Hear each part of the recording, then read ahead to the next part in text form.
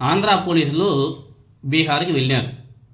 బీహార్ గడ్డ మీద అడుగు పెట్టగానే బీహార్ పోలీసులకు బిగ్ షాక్ తగిలింది.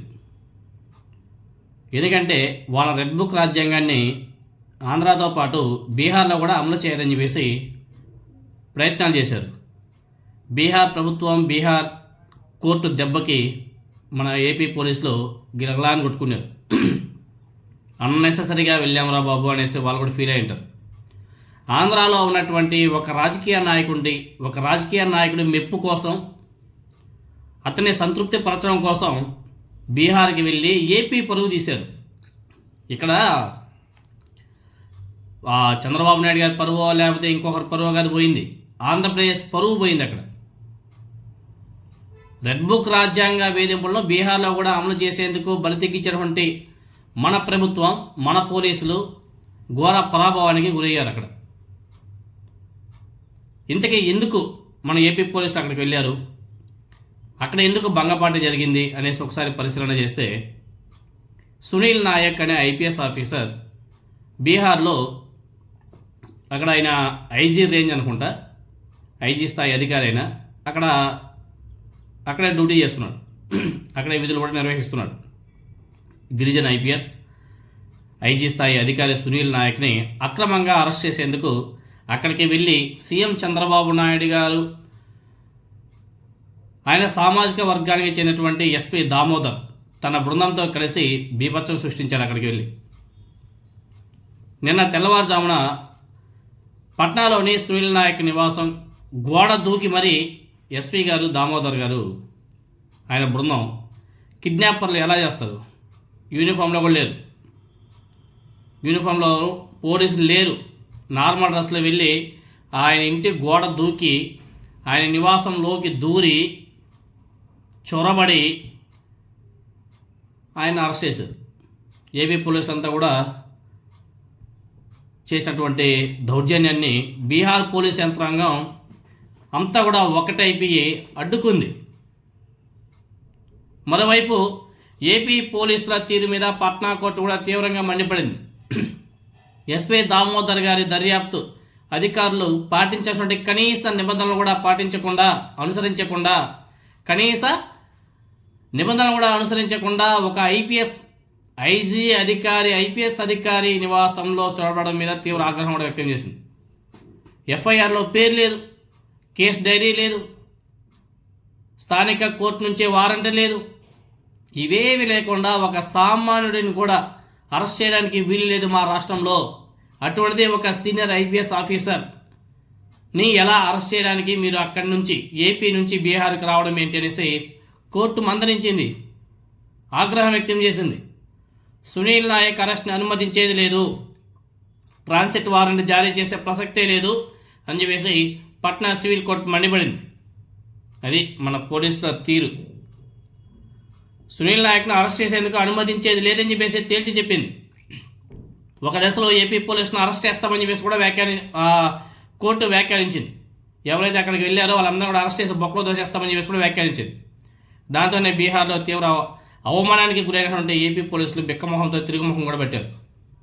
ఏపీ పరువు ప్రతిష్టను కూడా బజారుకి ఇచ్చి తీవ్ర అవమాన భారంతో వెనుదిరిగారు. యావత్ దేశంలో సంచలనంగా మారిపోయింది ఏపీ పోలీసుల యొక్క రెడ్ బుక్ అరాచకం. పాపం చంద్రబాబు నాయుడు గారు అనుకుంటాడు, బీహార్లో కూడా మన ఎన్డీనే కదా, ఏం కాదులే అయిపోతుందని చెప్పేసి ఇక్కడ నుంచే పంపించుంటారు. పరిస్థితి ఏమైంది?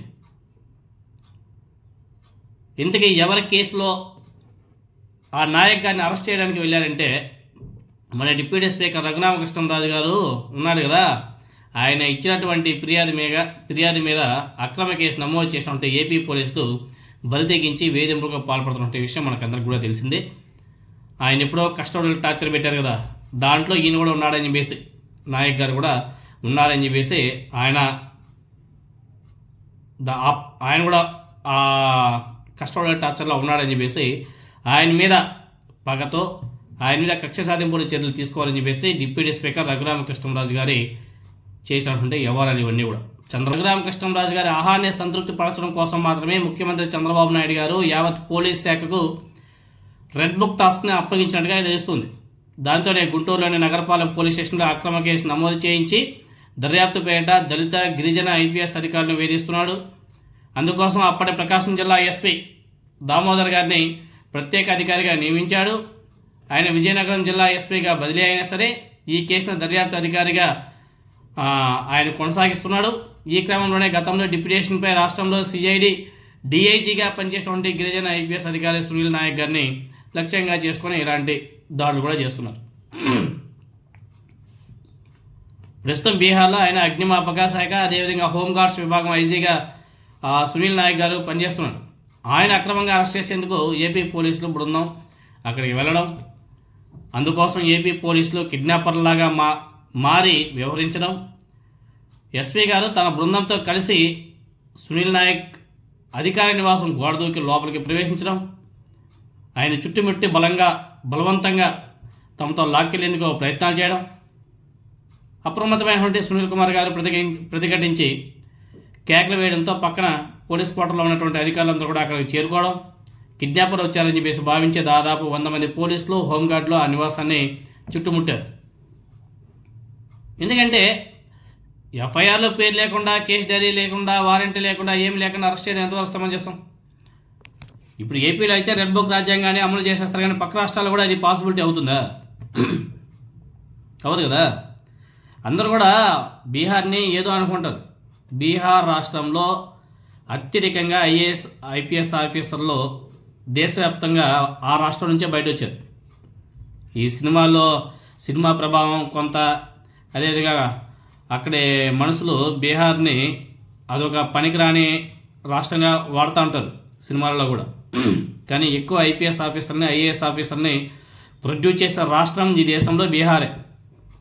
చూడండి కావాలంటే మన రాష్ట్రంలో అనేక మంది ఐఏఎస్ ఆఫీసర్లు, ఐపీఎస్ ఆఫీసర్లు పనిచేస్తారు, వాళ్ళంతా కూడా బీహార్ రాష్ట్రం నుంచే. అలాంటి రాష్ట్రం అది. ఎందుకంటే ఇప్పుడు ఆంధ్రప్రదేశ్లో రాయలసీమ ఉంది, రాయలసీమ కూడా సినిమాలకు బాగా వాడుకొని దాన్ని అలా చూపించేశారు. ఆడికి పోతే తెలుస్తుంది రాయలసీమ ప్రత్యేకత ఏమిటనేసి.